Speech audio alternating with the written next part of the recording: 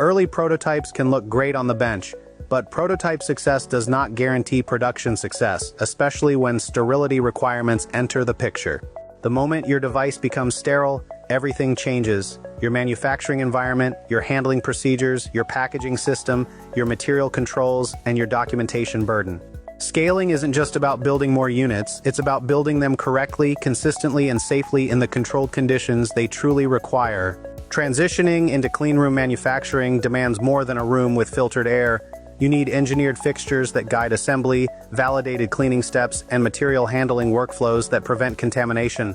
You need operators trained in gowning behavior and traceability. You need documented processes that prove every component, surface, and assembly step is controlled.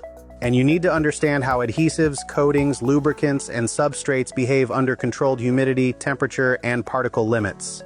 These environmental realities surface problems that prototypes never show. At the same time, packaging must be engineered to protect sterility through transport, storage, and real-world handling. Seal strength, sterile barrier integrity, packaging geometry, and material compatibility all determine whether sterility holds from clean room to clinical use. Distribution simulation, vibration, shock, humidity, and temperature fluctuation reveal weaknesses in packaging that would never appear in a lab. Cleanroom transition and packaging strategy are not separate tracks, they are deeply interconnected. Poor packaging can ruin perfect cleanroom builds. Weak cleanroom processes can compromise otherwise strong packaging. The fastest learning happens when devices are built and packaged like production during early pilot runs, not handmade in a clean corner of the lab. When your team assembles real units using real fixtures, real gowning, real packaging, and real sterilization, problems surface early where fixes are cheap.